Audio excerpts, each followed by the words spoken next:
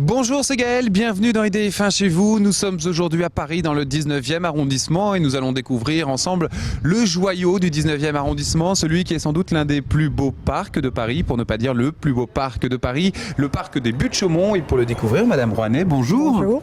Alors Madame Rouanet, je vais vous laisser nous expliquer quelle est votre fonction exacte dans ce parc, car ça a l'air très complexe l'appellation de votre fonction. Je suis chef d'atelier horticole du parc des Buttes-Chaumont.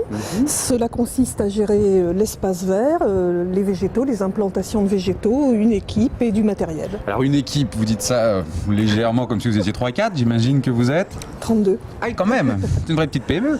Je ne connais pas les PME. Je ne peux pas faire de comparaison. Oui, ça fait du monde. Ça fait du monde. Alors ensemble, on va revenir sur l'histoire des Buttes-Chaumont. On va s'intéresser au passé pour commencer. Qu'est-ce qu'il y avait avant ici, ce superbe parc? Là, nous sommes dans une partie qui a été rattachée à Paris en 1860. Qu'est-ce que c'était ici avant? Et alors ici, c'était une colline auparavant. Alors certains l'appelaient le Mont Chauve parce que c'était une colline assez déshéritée avant même qu'elle soit exploitée. Ensuite, elle a été un gibet et il y a eu de grands hommes d'État qui ont été ici pendus. Et François Villon a failli être pendu ici. La nuit de la veille de son exécution, il a écrit la Ballade des pendus. Et alors, rappelons quand même qu'on ne parle pas du Premier ministre. Oui, mais enfin, il y avait Monsieur de Coligny et d'autres qui étaient des personnages extrêmement importants. Donc, on va quand même revenir sur l'histoire là, du Mont Chauve. Ici, ça a été aussi une espèce de gigantesque décharge à air libre. C'est aussi pour ça que c'était chauve. Rien ne poussait sur cette terre. Oui, mais la nature du sol avait une grande part là-dedans. Ensuite, après le gibet de Montfaucon, c'est devenu des carrières. Alors les carrières ont eu plus ou moins d'importance. Elles ont fonctionné pendant plusieurs siècles. Et ensuite, elles ont été fermées. Et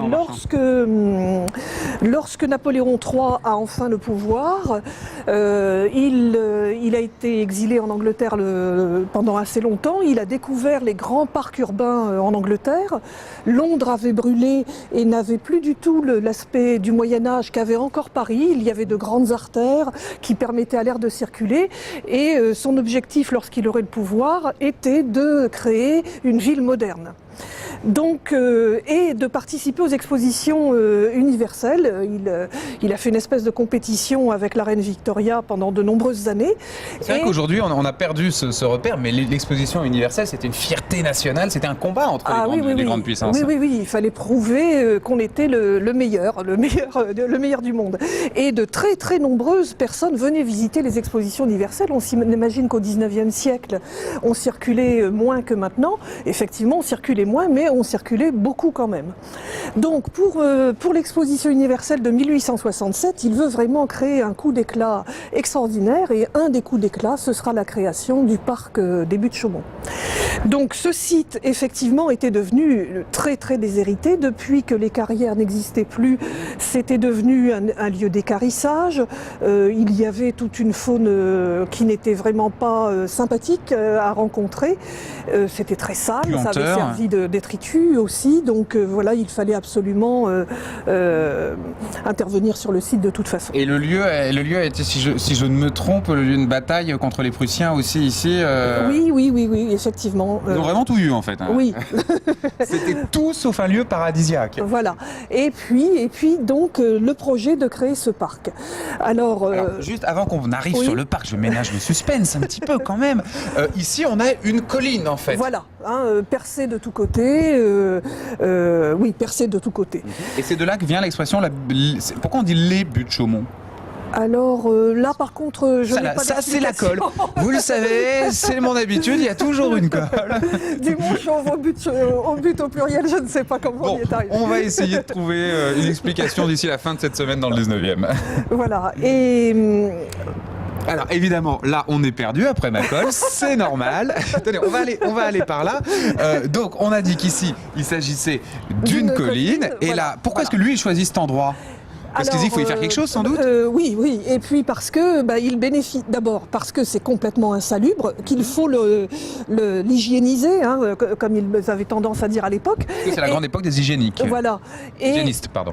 Et en même temps, de réussir à créer ce parc sur ce lieu, c'était un exploit formidable.